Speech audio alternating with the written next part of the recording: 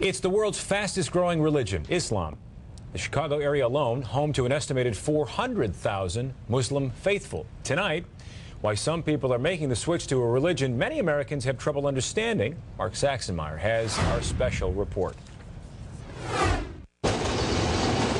This is the story of three Chicagoans, all raised as Christians, all who've decided to ultimately reject that religion. Internet is down. Nadira Rodriguez Muhammad grew up Catholic, but found herself constantly questioning the long-held beliefs of her family. I always felt that something was missing for me. Ian Bushner is a law student at the University of Chicago. I felt like that there wasn't a God. Whitney Nichols is a new Loyola grad who grew up in suburban Streamwood. I guess what I was really looking for was what felt most natural and most logical to me.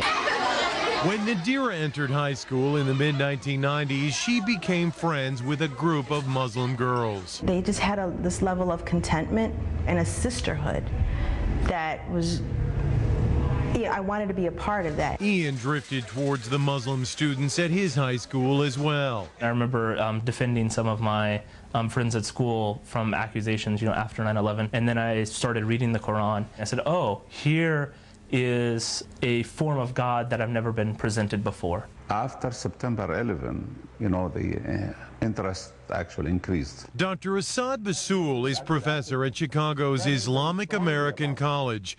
He says the tragedy 6 years ago initially prompted angry questions, but eventually many of the curious found answers to their own spiritual questions through Islam and converted. Sometimes, negative things bring positive things. In fact, according to a first-ever random sampling of American Muslims by the Pew Research Center, 21% of the nation's 2.4 million Muslims are converts to the faith. Eventually, I realized that I was looking to the Quran for advice, for direction.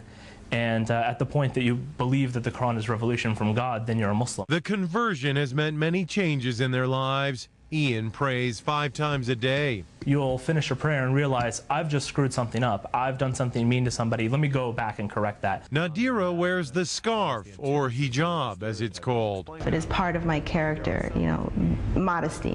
It's just part of who I am. I don't know if I'll ever be ready to wear the hijab. I've become more modest. I won't wear tank tops and I won't wear shorts. Whitney says she has had to constantly defend her new religion. My father asked me right after I converted, why do you want to be associated with these terrorists? And I'm like, this is what you see? Oh no. And we kind of have to deal with the backlash of those who have chosen to do something so horrible. But all say there is no going back. At some age, everyone must decide what they believe and live their life accordingly. I'm Mexican, I'm a female, and I chose this for myself. If you have a personal, relationship with God, whatever that may be, however that may be, then you're in a good place. Mark Saxenmeyer, Fox News, Chicago.